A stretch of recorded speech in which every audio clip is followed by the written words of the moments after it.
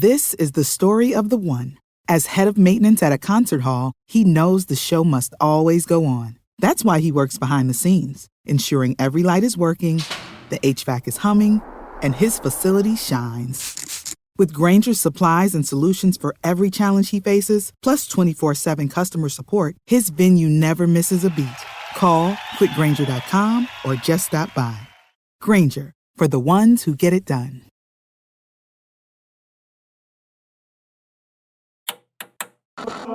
With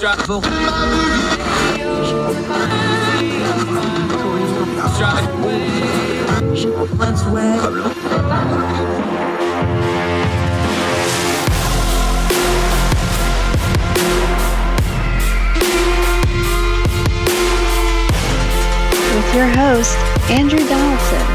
This is Heard Tell.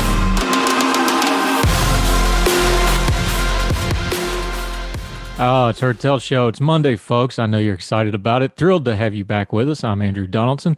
Welcome back to Heard Tell. Hope you had a great weekend with you and yours, wherever you are, across the street or around the world. Got a lot to cover today.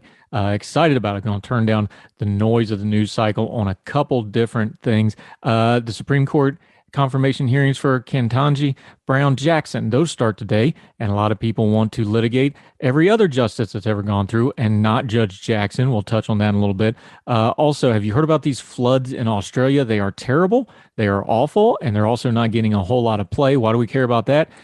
Because they're not getting the charity help from folks like the Red Cross that they think they ought to be happening. That's something that's happened right here at home. In fact, it happened in my home, literally my home, the house I grew up in.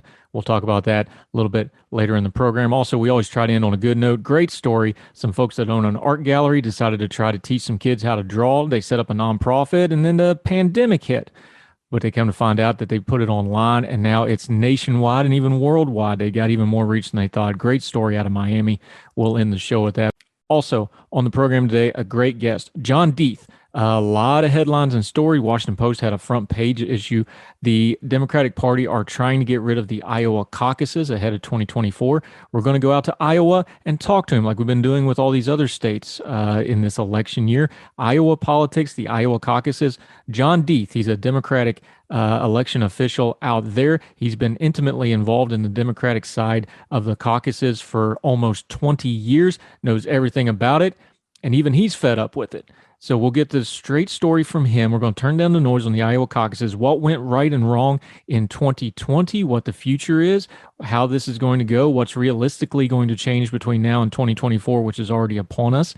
John Deeth on the program today. Great guest, great information. Excited to talk to him. But first, let's go to Ukraine and Russia and Vladimir Putin's war against the Ukrainian people for daring to not be under his spell and under his control as the new imperial Russia. Folks, I hate to keep harping on this and I hate to repeat myself, but we must. Back during World War II, Eisenhower opened up the concentration camps and gave orders that every serviceman within shouting distance, within travel distance, had to go through the camps. And he said, you have to do this because there's going to come a day when people won't believe that this actually happened. Well, what's going on in Ukraine is not quite the Holocaust. That's a singularly horrible event in the world. But what's happening in Ukraine is also the Russian government, Vladimir Putin's propaganda machine, is openly saying what we are all seeing happening is not happening. Their foreign minister, spokesperson, came out on television and said, we do not bomb cities and civilians, but we know they are. We're seeing it with our own eyes, but people are saying it's not happening. The reason we're going to keep harping on Ukraine is because this is the current evil of our day. Cities are being leveled. There are now UN reports that something around 900 civilians in Ukraine are now dead at least. There's 10 million refugees on the move trying to escape this war. We're going to keep harping on it because when you're dealing with something that's evil, that there's not a lot of nuance to how evil it is, you need to call it evil because there will be people who don't want to call it evil. They'll want to call it other things. There is never an excuse to murdering civilians. There's never an excuse to leveling cities. There's never an excuse for a blatant war of aggression simply for conquest and power, which is all the move into Ukraine is.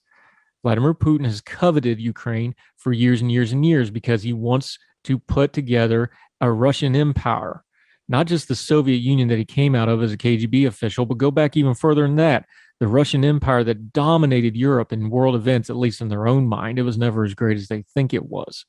All these former satellite states that have found freedom, economic freedom, cultural freedom, freedom from Russian interference and influence, that grates at him. He can't allow that. He's a strong man and a dictator. All of them should be under his guise. And he won't stop with Ukraine. He didn't stop with Georgia. He didn't stop with Chechnya. He didn't stop with Crimea the first time he invaded Ukraine. And they've been fighting in Ukraine through the separatist regions ever since he did that. He also helped destroy Syria, leveling entire cities, thousands upon thousands of people killed, cities like Aleppo reduced to rubble. We know what this is about. And it's not about anything good. It's about an evil man with evil intentions who has poisoned the minds of his own people with evil, that they can go and destroy another country, and he'll say that he's the righteous ones. That's why he talks about things like denazification, like Ukraine is full of Nazis. No, they're not. There may be some Nazis in Ukraine like there aren't anywhere, but that's not what he's doing. He's not bombing theaters full of people because of Nazis. He's doing it to cow the Ukrainian people. And it's not working. The Ukrainians are getting stronger by the day in their resolve to fight back. They're paying a fearsome price for it, but they're going to resist. Vladimir Putin is not going to win in Ukraine. And we should be doing our part by telling the truth about the evil and wickedness that he has perpetrated upon the world. It's going to cause economic destruction. We don't even know yet, but Ukraine is the breadbasket of not only Europe, but a lot of other places like Africa. The interruption in grain shortages is already projected to cause famine in Africa. Many more thousands of people are going to die because of what Vladimir Putin did. And it's not going to make the TV because there's not bombs and the visuals involved. The people in Africa and Asia and other places that depend on that food supply are going to suffer greatly because of this. The world economy has to suffer. Everybody's going to suffer. And the Ukrainian people are going to suffer most of all. So let's just call it what it is. It's evil. It's wrong. No more of this nonsense about how Ukraine had it coming or the West perpetuated it. There was some truth to some of that in a geopolitical sense. But once Vladimir Putin pulled the trigger on a full-blown invasion, once he decided to conquer, kill, and destroy, those arguments all have to be set aside until after the killing is done and after peace has been brought back. The peace is going to be paid for by the Ukrainian people because we didn't do very much to support them. But let's never not be clear-eyed about what happened here. This was a purposeful decision by an evil man for evil gains. Anybody telling you anything else is lying to themselves and is lying to you. More Heard Tell right after this.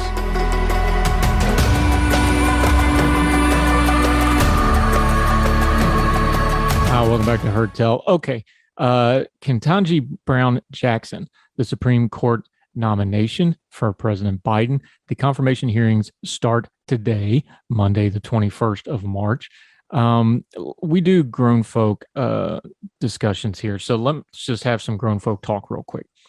How you conduct yourself on social media and how you discuss issues like Supreme Court nominations is entirely up to you.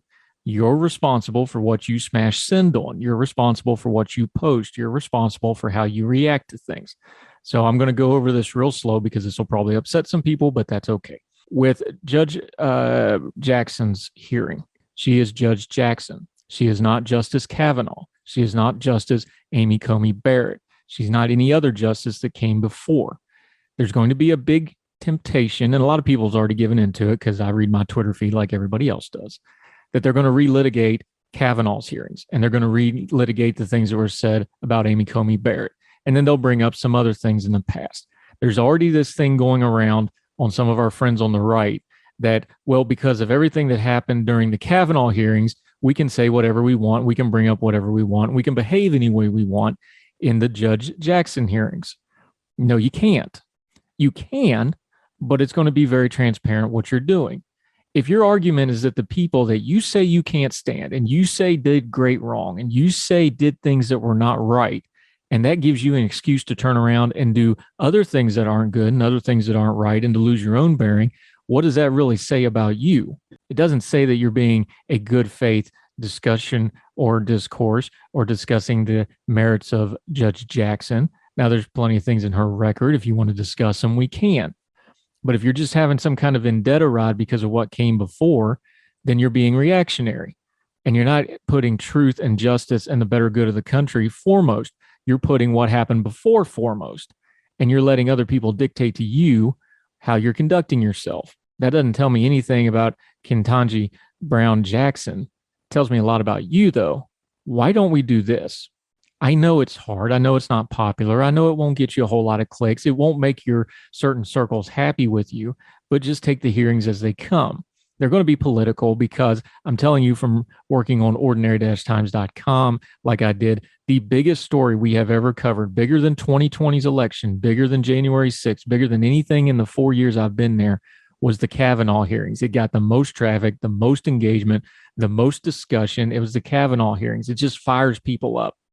There's a lot of people that want to do that with these hearings because it makes copy, it makes press, it makes them feel good. They like those kind of fights. They won't have to talk about Ukraine again. They won't have to talk about the economy. We can all fight over this. You want to resist that. She's going to sit on the Supreme Court of the United States. We need to examine her judicial record and her temperament on the bench, which is all public, by the way. You can read every opinion that she's signed. It's all on the internet. Just take some time and read it. But don't get trapped into this thing where we're going to relitigate social media wars of the past just because it makes for good effort. It's gerbil on the wheel kind of stuff. You're going to do a lot of exerted effort, but you're not going to actually accomplish anything. She's still going to get confirmed. And you're not going to redo anything that happened in the past. But you could lose your bearing, and you could hurt your own reputation, and you could tell people things about yourself that you may not want them to know about, or at least things that you should work on in private and not out on main on your social media accounts. Take Judge Jackson at her word, take her at her record, examine it thoroughly. We should be strict on who we let on the Supreme Court. Understand the circumstances that are going on, though. Understand that she is going to be confirmed because elections have consequences and we have a Democratic president and he's going to put a progressive judge on the Supreme Court. That's how that works. But she's also in the mainstream of what progressives on the court are. Her record tells us what we need to know about her. And if you're going to go off internet about it, maybe take a second, read the record, and at least know what you're talking about when you do so. She's not Justice Kavanaugh. She's not Justice Amy Coney Barrett, and she's not Justice whoever else you want to bring up. She's Judge Jackson. And as we go through the process to make her a justice, you need to treat her fairly, whether you like it or not. More Heard Tell right after this.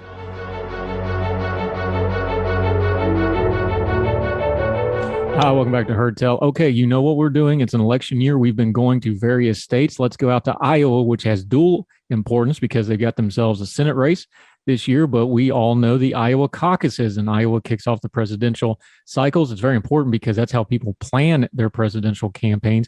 We called out an expert, got our friend Guinea Coulter reached out, said this is the man to talk to, and here he is. He's an election official. He's been working at the county level for a long time. He's also a Democratic Party official. He has been doing caucuses for 18 years. He knows them inside and out. He also knows the primary system. Perfect guy to talk to. John Deeth, thank you so much for the time, sir. Thanks for having me.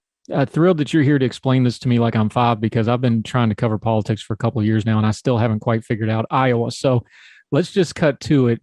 What, in a perfect world, before we start bashing it and talk about everybody's problems with it and all that, in a perfect world, what was the caucuses supposed to be that they became kind of this revered thing and tradition? Well, a caucus is simply just a meeting of the party activists within a given area, such as a precinct. And Iowa's had caucuses for a very, very, very long time. It wasn't until the early 70s that they started to take on a national importance. The McGovern Commission that reformed the nomination process after the 1968 convention set a whole bunch of new rules around caucuses. There had to be a certain amount of lead time for notice. They had to be in public locations and things like that. And so Iowa jumped in front of the New Hampshire primary kind of by accident because of the meeting notice times and because of the limits of 1970s photocopying technology. They were, think purple ditto masters. And so Jimmy Carter realized Iowa was before New Hampshire, made an extra effort here. We have people in my county who still brag that Jimmy Carter slept on their couch, and that launched him to the White House. And so that started the Iowa caucuses as a mass event as we know them. The issue that's been a problem from my perspective as a local activist since about the 2004 cycle, is that the caucuses have grown beyond the meeting of the core party activists, and they become a mass participation event, which you would think that's good, having more people participating in the process. The problem is that the rules are still set up for 20 people in a living room, and now it's more like 300, 500, up to over 900 people in a voting precinct, crammed into a gymnasium or an auditorium, still working with rules that were designed for 20 people. And you can't organize your party in a mob of 900 people, most of whom simply want to vote for president and go home.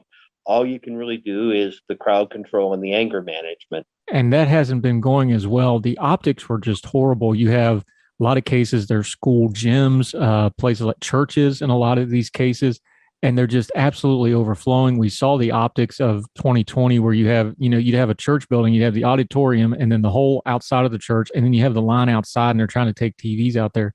Optically, it looked like chaos. On the ground, was it chaos? Was that an accurate depiction? Or was it just people trying to make the best of a bad decision and it just looked way worse than it was? I think, first of all, I don't want to throw the local volunteers under the bus. They do the best that they can with an impossible situation. The problem is that enough rooms that are big enough just don't exist. Once you get above about the size of a grade school gym that'll hold maybe 200 people, spaces are few and far between. The average Iowa caucus goer went to a caucus of 191 people, which has got that gym already pretty full.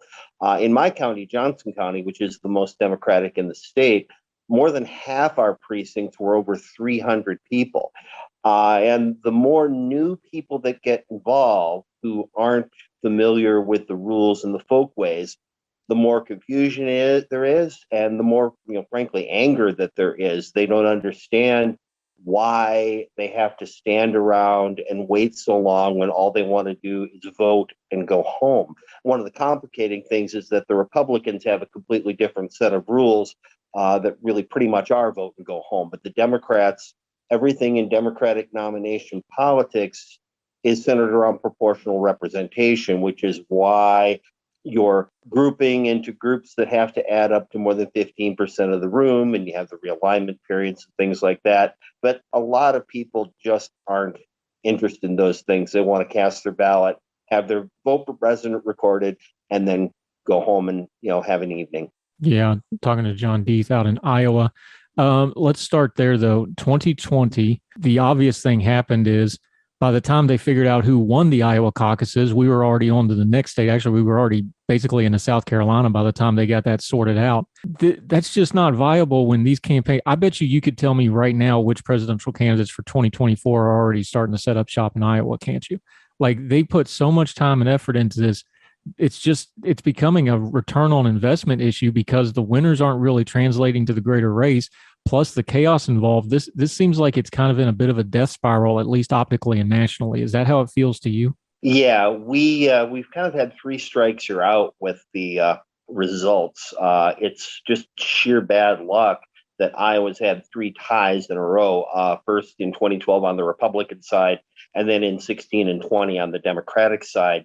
And caucuses were never set up to have the kind of precise, instant results that a state-run election does.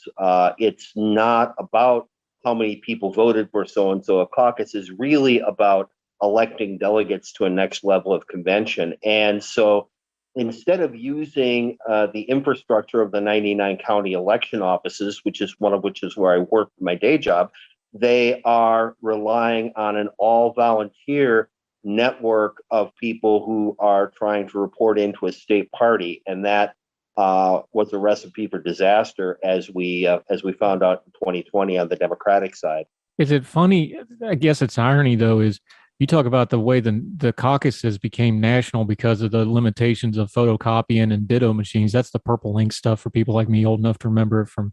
Mm-hmm. And as I say that, lots of us can smell that instantly from our school days. That was limiting that what got it. Is it kind of a little bit of an irony that the new technology, the limitations of that is the thing that might actually finally kill off the Iowa caucuses, at least in their traditional form? Well, there's a number of things that are combining to kill off the Iowa caucuses. And I recently told my county party that I'm not going to organize them anymore. I don't mind hard work, but I mind futile work. And I felt like I was enabling a process that just isn't right. The results reporting process was the biggest meltdown in 2020. I think the precinct volunteers did the best they could managing the crowds, although there were sharp tempers because you're in a highly contested, highly competitive race. But people did the best they could, but then they couldn't report the results. Depending upon who you believe, that was either the Iowa Democratic Party's fault or the DNC's fault. I'm not going to go into the blame there. But the thing is, Iowa's already got an infrastructure of 99 election offices staffed by professionals who know how to count votes and report election results, and yet we're not using that. We're relying on a network of volunteers, and that just isn't. That's just not cutting it in the 21st century. Yeah, John Deeth out in Iowa joining us. We know there's a lot of pride involved. There's a lot of I don't know how you want to call it, but interstate rivalry with New Hampshire about who gets to go first. That's on the national level. Yeah, that's on the national level, though. The people that actually have to do these elections, the volunteers, the professional poll workers, where are they at it? Because they're the ones that are really carrying the burden here. Are they ready for a change over to a primary system, even despite the national? I mean, I know nobody wants to give up their power and prestige, but are the workers like, okay, this has got to change, y'all killing us? Well, there's really two separate questions going on with Iowa right now: caucuses versus primary, and first in the nation. And I've been focused on caucuses as a system because I'm not going to stand here and argue my state shouldn't be first. Of course, that's kind of fun. But there are a lot of the rank and file activists like themselves who are starting to stand up and say first can no longer be an excuse for a bad process. We haven't even touched on it yet, but one of the biggest problems with the caucus is that you have to be in person, physically present to participate. There's no real absentee process. You can't request a mail ballot and vote it at home in secrecy. You have to be at a meeting. And even our attempt at including people who couldn't attend, which was satellite caucuses, you were still looking at having to be at a specific place at a specific time. My wife missed two caucuses in 2008. The boys were too little to go. And in 2016, she got hit with mandatory overtime at work. So she didn't get to participate until 2020. Good grief. John Deeth out in Iowa. One more thing on the caucuses, just to wrap it up. The National Party is obviously making some pushes for change. They bring up things like Iowa's diversity. They bring up things like the antiquated caucus. Do you think the first in the nation and the caucus is combined? Can they be bifurcated where you get one or not the other? And which one would you prefer? How do you see this playing out between now and 2020? Because they basically got to the end of this year. They're going to have to make a decision here one way or the other. So what do you think it's going to play out?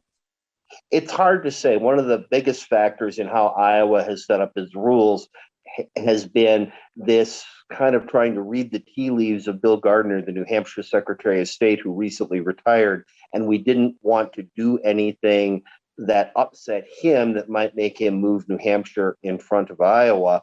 The other issue is that Iowa's Republicans, who are in full control of the state government, and likely will be for the near future, are not interested in changing anything about their processes. The Democrats cannot unilaterally enact a primary without a change in state law, and the Republicans don't want to change state law. So what I'm focused on right now is reforms that the Iowa Democratic Party can do that can make the caucuses something closer to a primary election. Now, I understand Iowa, there's this, oh, we're too old, we're too white, we're not diverse enough. My only argument to that, and again, I'm not against my state going first, is Iowa is full of the kind of voters that the Democratic pack, if we're ever going to build a comfortable margin in national elections, if we're ever going to keep control of the Senate, we're going to have to win back rural voters. But first, and the caucuses are separate questions. My priority is dealing with the caucus process. A bad process can't be an excuse anymore just because we want to stay first. Yeah, it's a good point, because if the process is bad, it really doesn't matter if you're first, second, or 50th, does it? Exactly. If you can't go because you had mandatory overtime, what good is being first? Yeah. Talking to John Deeth out in Iowa. We're going to take a quick break on Heard Tell. When we come back, We're going to get into a little bit of Iowa politics, past and future. They got themselves a Senate race out there that we're going to have to pay a little bit of attention. More with John Deeth right after this on Heard Tell. Welcome back to Heard Tell, talking to our buddy John Deeth out in Iowa, which is more than just cornfields. They do elections and such out there as well. John, let me ask you something that has been in Iowa's recent political history, I think might have some bearing on a national story now. Granted, it's on the Republican sides, and that's not your side, but you're there on the ground. You talk to these folks. There's been a lot of Republican. Yeah, it's okay to talk to each other. It never hurt anybody. But that's the point here. We have on the Republican side some really problematic Congress people. People are debating what to do. Y'all had this not too long ago. You had Steve King. He got heavily censored. He got his committee stripped, and then he lost his primary after being, basically ostracized from the party. That wasn't that long ago, 2-3 years ago. You went through that process as a state. I don't understand why we're not doing that with this current rash of really problematic congressmen, but it can be done, and Iowa showed that it can be done. Well, it was fascinating, that primary, because the groundwork for defeating Steve King was laid in 2018 by J.D. Scholten, who was a Democrat who came within a couple of points of winning that very, very deep red district. And after that happened, the Republican leadership in the state was actually concerned that with high presidential turnout, King could actually lose to a Democrat. And so they got together and they got behind Randy Feenstra, who eventually defeated King in the primary.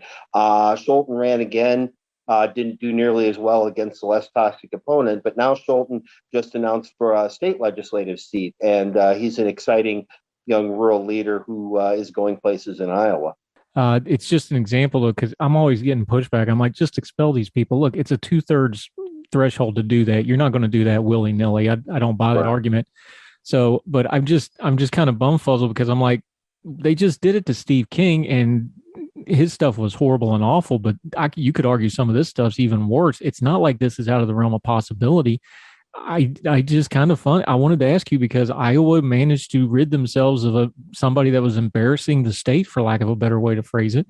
And I think there's an example there of what to do going forward with some of these Marjorie Taylor Greene type people. The whole key is if you become an embarrassment to the party, that's not enough. But if you run the risk of losing to a Democrat, then the Republican Party will unite to try to get rid of you. And that's what happened to Steve King. And now Randy Feenstra, the new congressman, nearly as conservative as King, but he's a little bit more housebroken. He doesn't retweet neo-Nazis. He's just more of a garden variety, quiet conservative. And as of tomorrow, the filing deadline, he may be unopposed.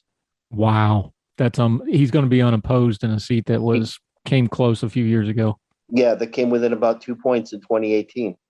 And that's a sad commentary on the status of the Iowa Democratic Party, but it is a very, very tough seat. The thing about Iowa is that on a state level, it's very difficult to win because the western part of the state is so red.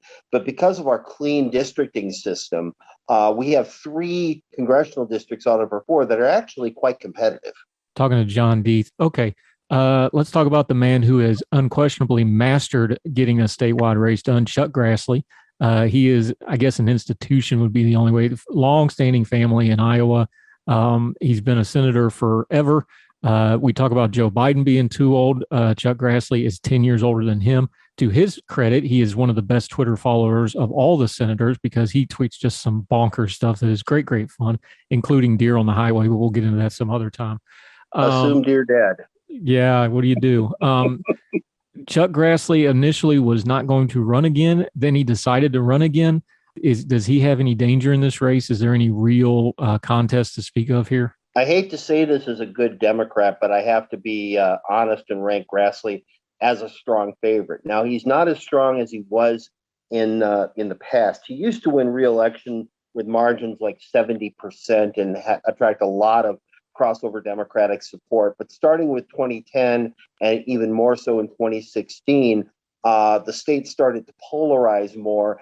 Those Democrats have come back home and voted for the Democratic nominees. The problem is the baseline support for Democrats in Iowa has dropped dramatically starting with about the 2010 cycle. So he wins with 62, 65% instead of with 71%, but that's still a win. And just for perspective, Chuck Grassley was first elected to the Senate in 1981. I was born in 1980, and I'll be 42 in May. So he's been there a little bit. Yeah, he is older. He's been in the Senate since before his main opponent, Abby Finkenauer, was born. So let's talk about her. Abby Finkenauer is presumably the Democratic nominee. She's still got to go through the process, but they had the embarrassing situation of Cross not being able to rustle up a few thousand signatures, which is amazing. She's kind of running a pretty low-key campaign. She made a little noise about term limits. What's your read on her? We don't think she'll win, but is she going to be doing anything to elevate herself or the party here? I think the party activists are fairly solid behind Finkenauer, though Admiral Michael Franken is also a pretty strong candidate, and there's some party activists who believe he would be a better match in the general election against Grassley. There's a third candidate, Dr. Glenn Hurst, who's kind of from the Sanders wing of the party. He may draw 10 or 15% in the primary, so he's not much of a factor. I would say the smart betting money would be Finkenauer, but the race isn't really over yet. What do you think the issues will be? Because again, when you have a race that's probably not in a whole lot of doubt unless something screwy happens, it becomes a messaging sort of thing. What do you see the messaging in Iowa to be from somebody like Chuck Grassley, who can pretty much do anything he wants electorally, but you kind of pay attention to what message they push when all the pressure's off because they tend to go to what they really want to talk about. What do you see from the Republican side and the Democratic side messaging-wise coming out of this race? I see probably a lot of party boilerplate. The state has polarized a lot in the last decade, and so it becomes a matter, especially in a midterm, of getting your base out. So there's going to be a lot of discussion. There's going to be a lot of Pelosi comparisons. There's going to be a lot of Trump comparisons, things like that. The only real vulnerability that Chuck Grassley has is his age. The problem is Iowa's an old state. It's considered really bad manners to say somebody is too old to serve. So Finkenauer is trying to go at it sideways by talking about term limits, which puts her in the odd position of self-term limiting herself were she to win in her mid-40s. And that's the other problem, is that term limits aren't particularly popular among Democrats. And when you're the party that believes in government, it's harder to argue for term limits than when you're the party that doesn't believe in government. There's also kind of a near consensus that Republicans don't try to deny very hard that Grassley's not looking at serving out the full term. He's looking at a resignation at some point. And then the two leading candidates to replace him by appointment would be either Pat Grassley, his grandson, who's currently Speaker of the Iowa House, or Governor Kim Reynolds. Is that how you read it? Because a lot of people, when he kind of changed course on that, was like, this is a succession plan more than an actual plan to serve out the term. Is that how it feels to you? That's kind of how it feels to me. There was a register poll several months ago that had a large percentage of people wanting someone new.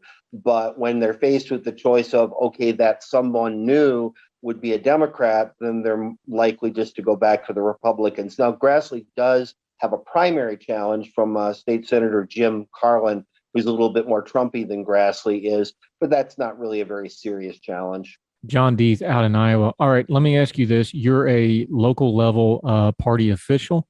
Let's project ahead of time to when we will be talking about Iowa a lot, 2024. I know we got to get through the midterms first, but the way Iowa was, as soon as these midterms are over, you're going to start getting people start showing up at events and schools and barbecues and all kinds of fun stuff. What's your read on 2024? I know people want to talk about Joe Biden isn't going to run again, but I think if there's breath in the man's body, he's going to run again. And I also, quite frankly, think, and I'm not a Democrat, you are, you tell me, I think he's the only one that can get a coalition together that they're going to need to win in 2024. Do you see it differently? Do you think Biden's the guy, or do you see some other option here? Looking back at 2020, I was a Warren guy, and I was very enthusiastic for Senator Warren. But I think in retrospect, Joe Biden was probably the only person who could have won, because he was the only person who could attract what I would call the normie moderates, who were sick of Trump, but were just not comfortable with somebody like a Warren or a Sanders. So I think most of the Democratic activists are working under the assumption that the president is going to run for another term. So the action is going to be on the Republican side. And of course, there's an 800-pound gorilla on the Republican side right now, will Trump run or won't he run? I think in the end, he probably won't end up running. Either he'll be under some kind of indictment or he'll be in some kind of voluntary exile. My bet has always been the United Arab Emirates because they don't have an extradition treaty with us and he owns property over there. But obviously, even if he's not a candidate, his stamp of approval is going to be the key issue in the Republican caucus next cycle. You're going to be looking at people like DeSantis or Haley or Kristi Noem from the next state over in South Dakota. People like that coming in and trying to be the Trumpiest candidate that's possible. Never count Ted Cruz out. He actually won the Iowa caucuses in 2020 over Trump. And so there was a little bit of Iowa hate from Trump for a few weeks until the Iowa Republican Party leadership got on board with him. And then that all of a sudden vanished. So. Yeah, I think you're being a little wishful about your exile with Donald Trump, but I'll give you that one. And to be fair, that was before Trump ripped Ted Cruz's electoral soul out and wore it as a hat and made him compliment it over and over again. So that was a different Ted Cruz than the one we're getting now. Let's just point that out. Okay, let's go there. I know it's way too early, but I'll just ask you directly. Let's assume that the Republicans have a great midterm cycle, which historically and cyclically they should have a good cycle. If the Democrat, I think it actually. I've been telling folks, and they kind of give me a little. I was like, remember, the Biden of 2024 is not the Biden of 2022 before the midterms happened, because he's going to have what he doesn't have now. He'll have a Republican Congress to run against and never give the GOP, a chance to snatch victory from the jaws of defeat. But does that feel like, I don't think he's in too bad a shape. I know his approvals are in the 40s, but that's not out of the norm for a midterm cycle. If he gets a Republican Congress to run against, you're at that local level. Is that enough excitement of a Republican-controlled Congress to kind of get the vote out? And I don't know if he'll see those record levels again that he got under vote, but you're at that local level. You tell me. Republican Congress, either both houses or at least the House of Representatives, is that enough to drive the vote in 2024 to Biden at your level? I think so. Of course, I'm not from the best perspective in Iowa. I'm in the bluest county in the state, but I can already see the lines long blocks of cars waiting to vote that we had in 2020. People can't wait to get out and vote. We saw it in 2018 midterms. We saw it in the 2020 presidential. When the other thing that's going on is people react negatively to vote suppression. When you try to stop somebody from voting, there becomes this attitude of, well, to heck with you, I'm going to make sure I get out and vote. So there'll be, I think, a redoubling of efforts on the Democratic side. One of the things that hurt Democrats in Iowa in 2020 was the decision not to do door-to-door campaigning, which is sort of a requirement in Iowa. And I understand that decision. I think from a point of view of rhetoric, that was the right decision because we wanted to sell the idea that COVID was serious.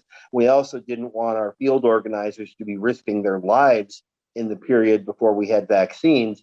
But now there's been an almost universal consensus that we have to get back on the doors and we have to be talking to voters face to face in Iowa.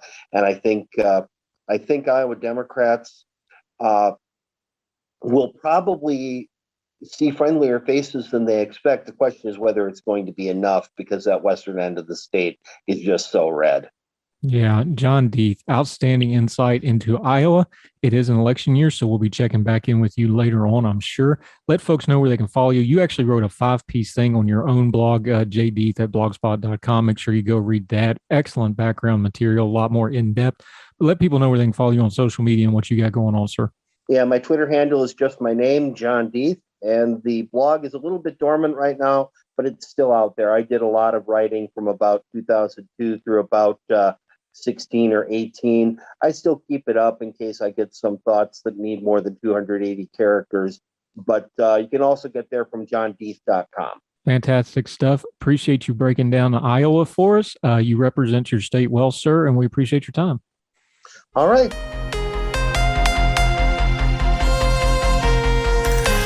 Welcome back to Heard Tell. Have you heard about the flooding in Australia? It hasn't been getting a whole lot of worldwide coverage. Of course, Ukraine's going on, lots of other stuff happening, but there has been severe flooding in Australia. This is a damning story out of vice.com. The headline, charities, shocking, Charities nowhere to be seen. That's a direct quote. As flood victims raise money for themselves, community leaders are responsible for more than 2,005 GoFundMe pages, as charities like the Red Cross are nowhere to be seen. Remember that Red Cross thing. I'll come back to them in a minute. Flood victims across the northern rivers of New South Wales are lashing charities like the Red Cross in waves. They said the charities have failed to respond to their needs in the same way that their governments have. In flood-affected towns, residents are incensed by being left to mobilize recovery funding for themselves. Volunteer leaders and civic leadership roles across the region say that charities have, for the most part, done little to make themselves known in the towns where they have presence and have failed to meet the needs of their communities. Among them is Russ Berry, who prefaced his concerns about the absence of Australia's major charities and the Red Cross in particular with the fact that he doesn't actually know, quote, all the facts related to their presence in the region. He later told Vice that his not knowing could be symbolic of the issue. People are just confused. They might be around, but we aren't seeing them. It's still just the community doing everything. People don't know where to find them. And I think they just don't seem to be doing enough job of communicating how people can get the grants or what makes them eligible. I'm going to go personal with this. This is, of course, Australia. Red Cross is a national organization. When the West Virginia floods happened in 2016, and I know this intimately and personally because my family, my friends, and the community I grew up in were greatly, greatly affected by these floods. Almost nearly 30 people were killed in these floods. They called it a 500-year flood. Some people called it more. It rained so hard, it flooded the basement of my parents' house, the house I grew up in. They live on top of a mountain. It was raining so hard, the rain came out of the mountain down onto their house and ran right down the steps into the basement of the house, flooded their house. They had a foot of water in their basement. You can imagine the low-lying areas like Rainelle, which lays along a river bottom, were just utterly engulfed. Something like 80% of those homes were at least partially submerged underwater. Vast devastation. And the Red Cross openly told people on the ground that they're not even going to bother to come in for a week to 10 days after. But in the meantime, they're running national campaign ads, soaking up all this money for those poor people in Appalachia. I've got a big problem with national organizations like the Red Cross. I know they do some good work. I know they live off reputation. They also have massive amounts of overhead. They're a major corporation. They have executives making vast sums of income. All that overhead means they need to constantly fundraise. The problem is when there was flooding where I'm from, there was a whole lot of let's fundraise the money up front and then we'll come in and do things later. The problem is the people in West Virginia couldn't wait 10 days for them to show up. And frankly, when they did show up, after the community had basically been taking care of themselves and most people in the country had poured money and effort and relief stuff into them, and they had done a pretty decent job of managing on their own, made such a shambles of it that the people that had been staying in the facilities, the local people weren't, moved to the Red Cross ones, immediately came back and said, would you please take us back? FEMA's got some blame there too, but that's another story for another day. I would encourage everyone, and again, nothing against the Red Cross except for the very personal issue I have about them screwing over my own community, so you can take this as biased as you want it. They take a lot of money, and they don't seem to show up until after they don't need it. It's like a bank loaning you money when you're no longer in debt. If they're going to fundraise, they need to use the money for what they say they're going to use it for, not for overhead, not for salaries, not for junkets for their corporate partners and all these folks. When people need it, they don't want to wait. So I will once again encourage you, when there's a natural disaster or when there's a tragedy or when there's anything that people want to fundraise and we want to give money. In America, we are the greatest country in the world to give money to people that need it. Find local resources that are venerable, that can be checked out, that are verifiable. Give them the money. The closer to the tragedy or the natural disaster you can get with the money, churches, civic organizations, school systems, all kinds of things. Give it to those folks as close to disaster as you possibly can, because that's going to get the money in the hands of the people that know what to do with it. If you're giving it to one of these major national organizations, they're going to get their cut up front first, and then everything else will eventually trickle down. In a lot of cases, it's too late to really help the people who are most desperate in need. I would encourage you again, give the money as close as you can. This is where social media and the power of technology really empower you, because you can follow local media. You can talk to those local leaders. You can find out very quickly who's actually doing the work on the ground. And you can ask questions and be informed before you give. More Heard Tell right after this.